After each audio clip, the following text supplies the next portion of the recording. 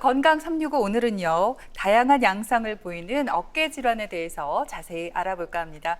오늘의 주치 정형외과 최정훈 원장님과 함께합니다. 안녕하십니까? 안녕하세요. 으뜸병원 관절센터 정형외과 최정훈입니다. 네. 사실 우리 몸에서요, 활동 범위와 활동 양을 따진다면 어깨가 열일한다고 해도 과언이 아니라고 들었습니다. 많이 써도 문제지만 실제로 어깨 관절 자체가 조금 불안정한 구조라서 쉽게 상할 수 있다고 들었어요. 네, 어깨 관절은 우리 몸에서 운동 범위가 가장 넓고 운동량이 많은데요. 구조적으로는 골프 티 위에 골프 공이 올려져 있는 것처럼 불안정한 구조로 되어 있습니다. 그래서 다른 관절에 비해 어깨를 안정화시키는 힘줄이나 연골이 잘 손상될 수 있습니다.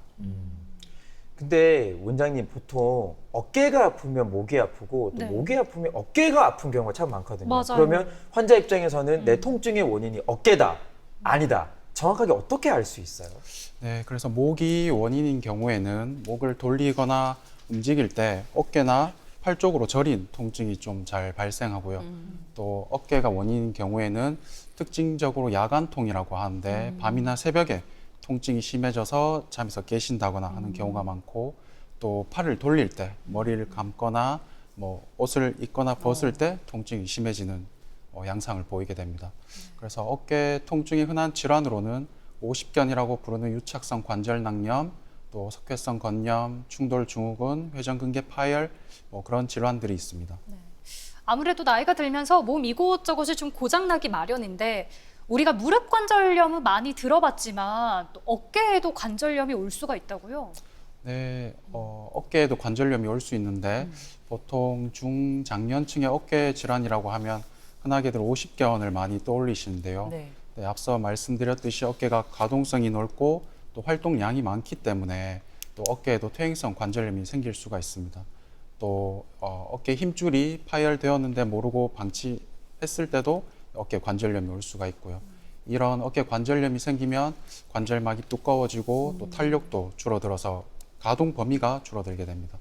그래서 어깨 퇴행성 관절염이나 오십견 모두 어깨 관절의 가동성이 줄어드는데, 오십견 같은 경우에는 조금 더 젊은 나이 40대에서 50대에 잘 발생하고요. 어깨 관절염 같은 경우에는 60대 이후에서 좀 서서히 발생하는 양상을 보이고 있습니다. 네. 그런데 그 어깨 관절염의 통증은 다른 질환의 통증과 좀 다른 양상을 보인다고 들었습니다. 어떤가요? 네, 어깨 관절염으로 인한 통증은 힘줄 파열로 인한 통증이랑은 조금 차이가 있을 수도 있는데요. 또 힘줄 파열에 의한 통증은 팔을 일정 각도로 올릴 때 통증이 심해지거나 아니면 야간통이라고 해서 밤에 통증이 심해지거나 그런 양상을 보이게 되고요. 어깨 관절염으로 인한 통증은 환자분이 모든 각도에서 팔을 움직일 때 통증이 있고, 또 통증의 양상도 좀 애매모호하게 말씀하시는 경우가 많습니다.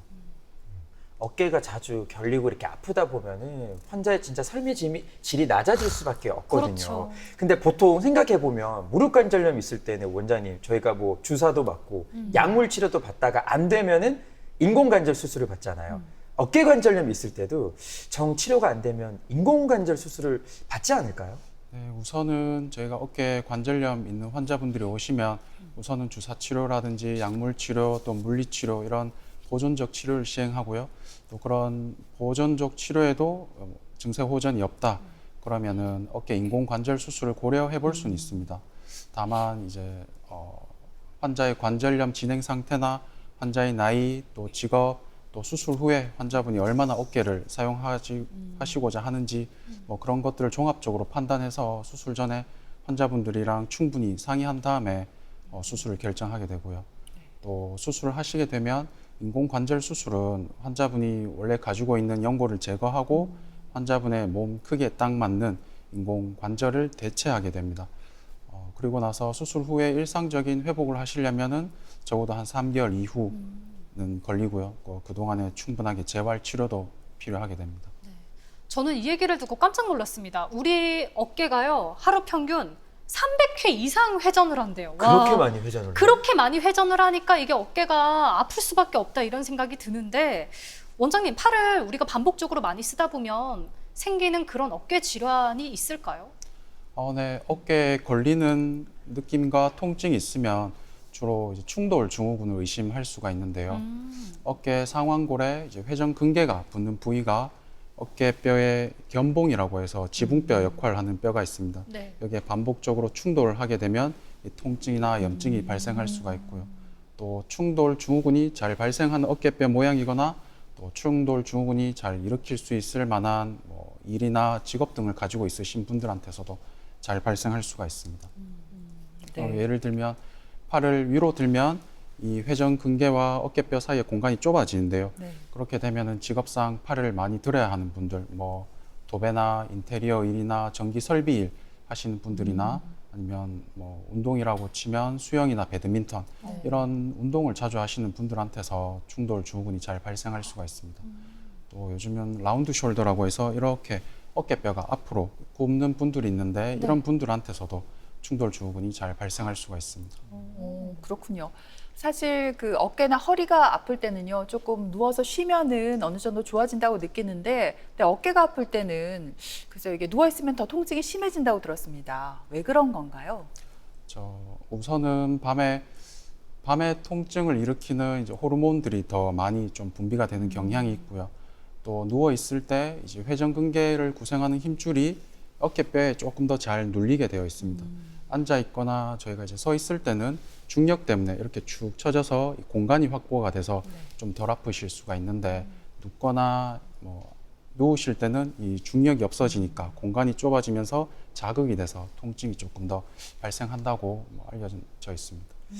그렇군요. 그리고 문제는 충돌 증후군이 계속해서 이제 반복적으로 진행이 되잖아요. 네. 그러면 어깨 관절의 중요한 이제 힘줄들이 끊어지는 회전근개 파열이 일어날 수 있다고 하더라고요. 맞는 말이죠? 네, 결론부터 말씀드리면 이 충돌 증후군이 계속 진행이 돼서 악화가 되면 회전근개 파열로 이어질 수도 있습니다. 그래서 초기에 통증이 약해서 질환을 좀 방치하다가 악화되셔가지고 병원에 내원하시는 분들이 많은데요. 그런 경우에는 아까 말씀드린 야간통이라고 해서 밤에 더 아픈 그런 증세를 보이시기도 하고요. 또 초기에 충돌 증후군은 주사나 약물 치료, 재활 치료를 받으시면 초기에 좋아지신 경우가 굉장히 많기 때문에 더 진행이 돼서 회전근개 파열로 이어지기 전에 병원에 내원하셔서 적절하게 치료를 받으시는 게 중요합니다. 제가 반복적으로 회전근개라고 지금 계속 말씀드렸는데 네. 이 회전근개는 어깨뼈가 있으면은 이 어깨뼈를 앞에서 위에서 뒤에서 이렇게 돌아가면서 붙어 있는 어깨를 안정화시켜주는 제일 중요한 힘줄인데요.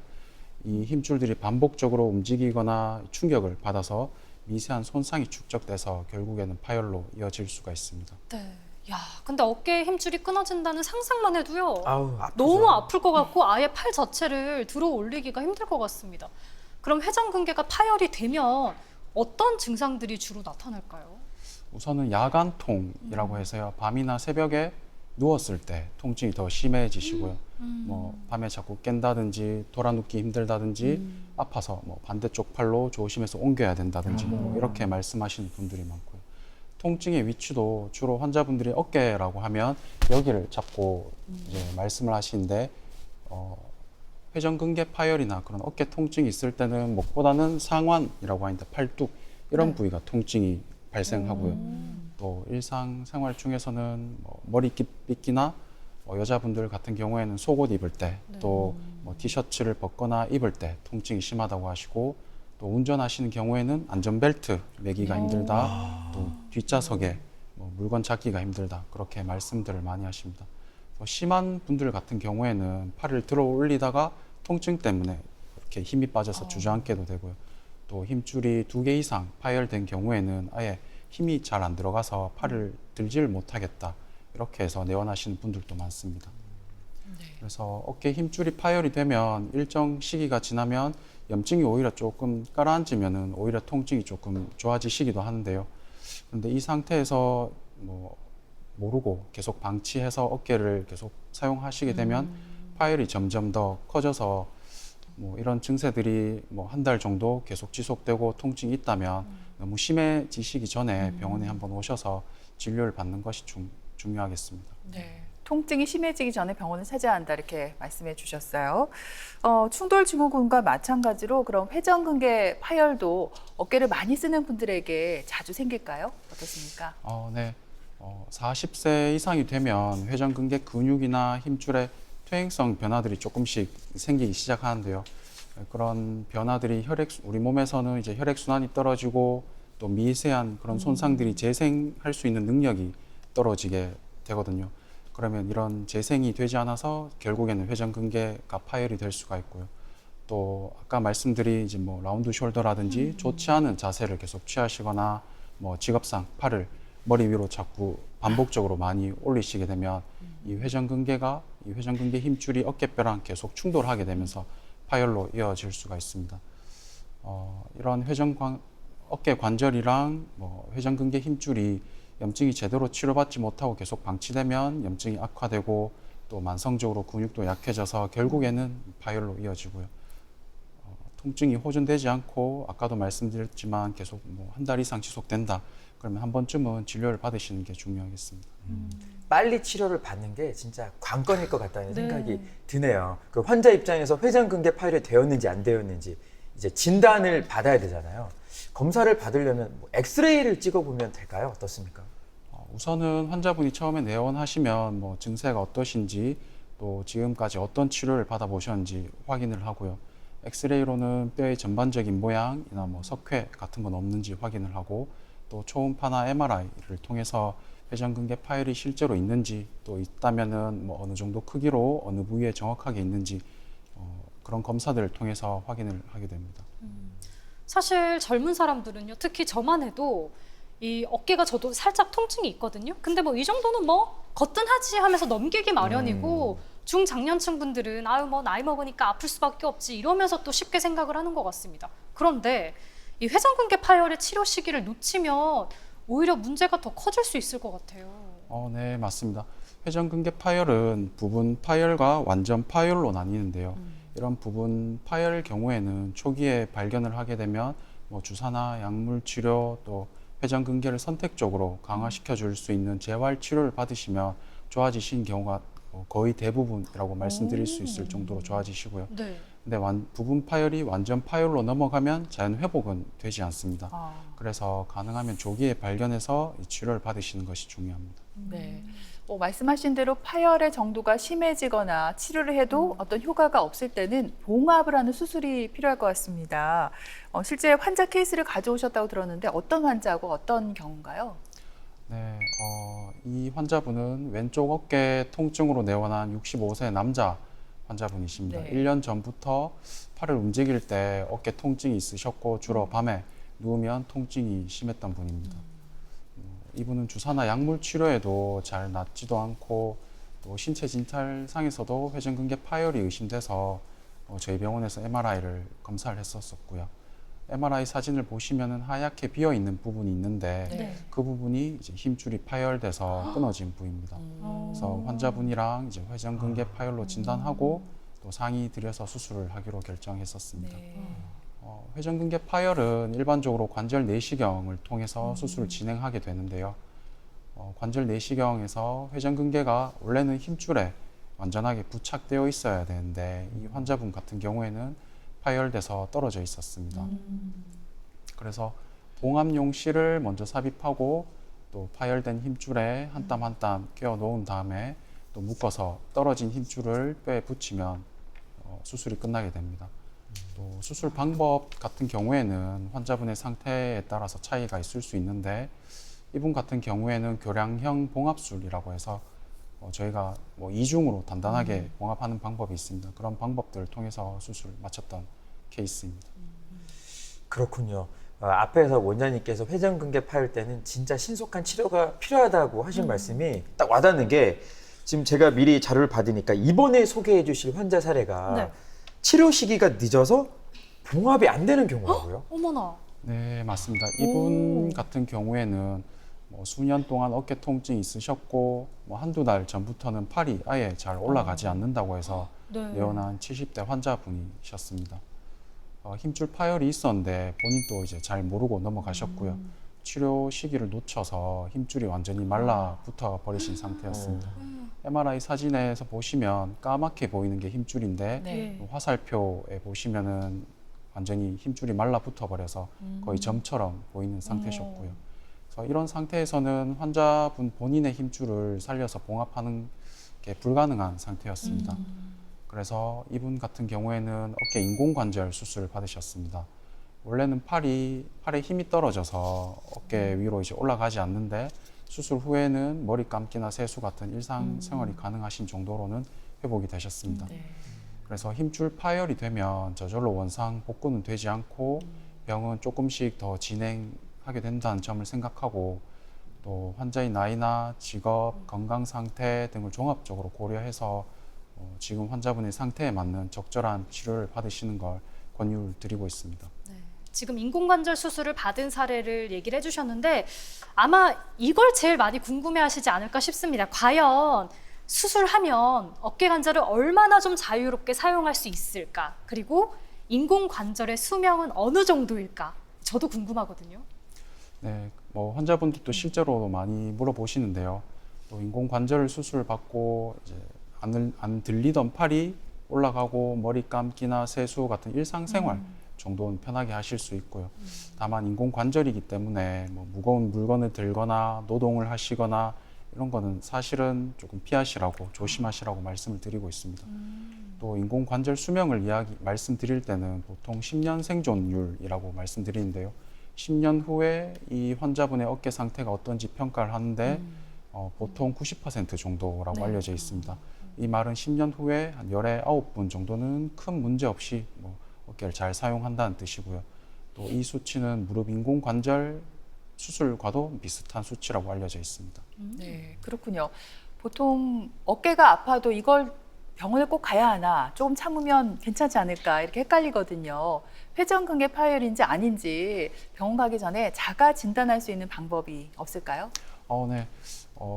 어깨 통증이 있으실 때 우선 1kg짜리 아령이나 물병을 손으로 잡으시고요. 네. 쭉 핀 상태에서 네. 손바닥을 아래로 향하시는 게 중요하고요. 네. 이 상태에서 앞으로 나란히 하시듯이 쭉 위로 올려보시고 네. 또 옆으로 나란히 하시듯이 또 중간에서 쭉 올려 보시다가 통증이 심해지거나 아니면 팔에 힘이 빠져서 축 떨어지시거나 하면 회전근개 파열을 의심해 볼 수 있습니다.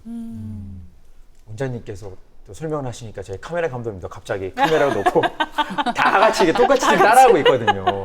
근데 늘 우리 환자들 또 상담하고 하시리라 우리 원장님의 어깨는 안녕하신가 제가 묻고 싶어요. 어깨가 좀 안녕하십니까? 어떻습니까? 안녕하십니까? 저도 사실 예. 열심히 진료보고 수술하느라 네. 어깨가 완전히 좋진 않은데요. 그럴 때마다 저희 병원에서 이제 센터에서 치료받으면 또 좀 좋아지고 또 아플 때는 약도 먹고 그러고 있습니다. 아, 그렇군요. 그러면 또 어깨가 무거워 막중한 자리에 계시니까 제가 또 고민이 있어요. 저는 요즘 자다 보면 목이랑 어깨가 진짜 결린다라고. 맞아요, 맞아요. 담이 너무 자주 들어가지고 맞아요. 이것도 어떻게 보면 어깨 질환이 아닐까 싶거든요. 네. 어떻습니까? 예, 평소에 건강하시던 분이 일시적으로 전날 무리하시거나 잠을 잘못 주무시거나 그래서 일시적으로 통증이 있을 수도 있는데 사실 진료실에서 이제 어깨가 아프다고 해서 이제 오시는 분들 상당수에서 어깨 관절 자체에 문제가 있으신 분들도 사실은 많습니다. 어깨는 360도로 이제 움직일 수 있는 이제 우리 몸에서 가장 가동 범위가 넓은 관절인데 이 어깨 관절에 통증이 생기거나 또 경직돼서 가동 범위가 줄어들게 되면 어깨를 움직여야 되는데 그렇지가 못하고 척추뼈나 다른 날개뼈를 대신 네. 더 많이 사용하게 되거든요. 그러다 보면은 이제 쓰이지 않던 근육에 무리가 가서 담이 결리듯이 통증이 발생할 수가 있습니다. 그래서 내가 담이 좀 자주 걸리는 것 같다거나 또 한 번 생겼는데 잘 낫지 않고 오래 간다 싶으시면은 어깨 질환이 있는 건 아닌지 한 번쯤은 생각을 해볼 필요가 있습니다. 네. 그리고 아까 앞에서 라운드 숄더 얘기를 잠깐 해주셨는데 굽은 어깨, 저도 어깨가 일자 어깨는 아니거든요. 살짝 굽어서 저도 이걸 좀 검색을 해봤어요, 인터넷에. 근데 승모근 보톡스를 맞으면 이게 좀 완화가 된다 하더라고요. 겁이 나서 아직 하진 못했는데 진짜 이게 효과가 있는지 궁금하고 그래도 사실 이게 멀쩡한 어깨에 무언가를 주입하는 거니까 나쁜 영향은 있지 않을까 궁금합니다. 저도 한번 찾아봤는데 그러셨어요? 혹시 라운드 요즘- 숄더? 저도 좀 있습니다. 그렇군요. 저희도 있어요. 네.